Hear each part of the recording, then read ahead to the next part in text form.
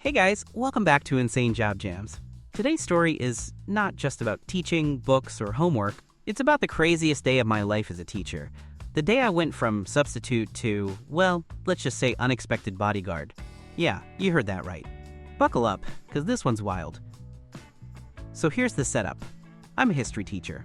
My usual drama is students sleeping through lessons or arguing about why they'll never need to know about Napoleon. Normal stuff. Then one morning, my principal calls me and says, "Hey, we need you to cover a class at another school. Their teacher's out sick, and they're short-staffed."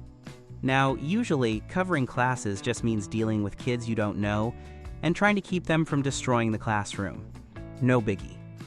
So I grab my notes, grab a coffee, and I'm off. The new school? Total chaos. Kids staring at me like, "Who's this guy?" One girl immediately asks, "Do we still have to do work if you're not our real teacher?" Classic.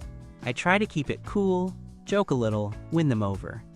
Things are going fine until I notice one desk. Empty. Completely empty. I ask, "Where's Jake? Is he late?" The whole class goes quiet. Then, some kid blurts out, "Nah, he ditched. Said school's boring, so he went downtown." And suddenly the whole room laughs like it's the funniest thing ever. But my teacher instincts? Alarm bells. Big ones. Now here's the thing. Normally, I'd just report it. Fill out a form. Done. But something about the way they said it bugged me. Like, they weren't even surprised. Almost like this kid disappearing was normal. I couldn't stop thinking, what if something happens to him? What if he gets into real trouble? So after the lesson, I decided I'm going after him, which, let's be honest, is not in the teacher handbook. There's no chapter called How to Track Down a Runaway Student Through the City. So picture this, me, a teacher in a suit, walking fast through downtown.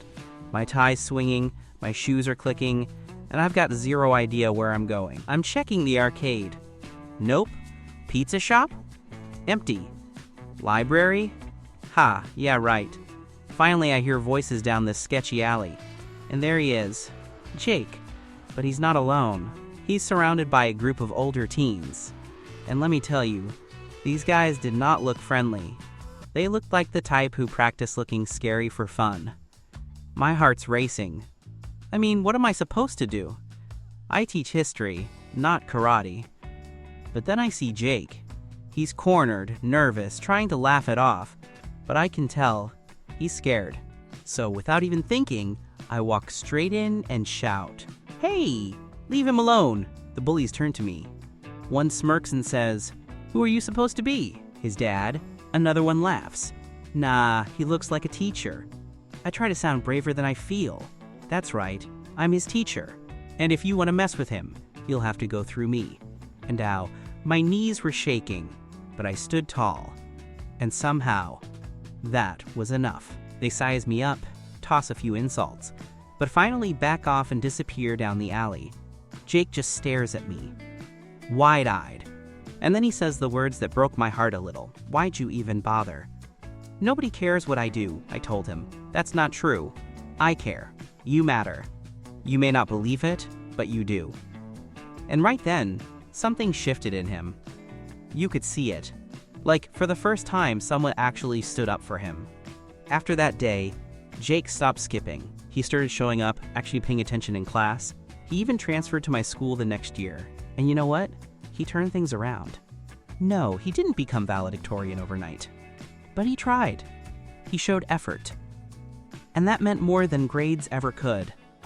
And for me, that day taught me that teaching isn't just about textbooks.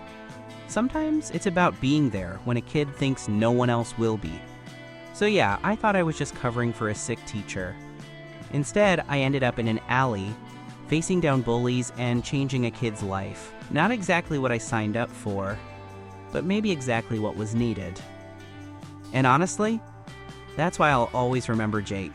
He reminded me that sometimes, the smallest moments are the biggest ones. If you enjoyed this story, smash that like button, subscribe to Insane Job Jams for more incredible true stories, and tell me in the comments, did you ever have a teacher who stood up for you? Or maybe you were the Jake in the story. I'd love to hear it.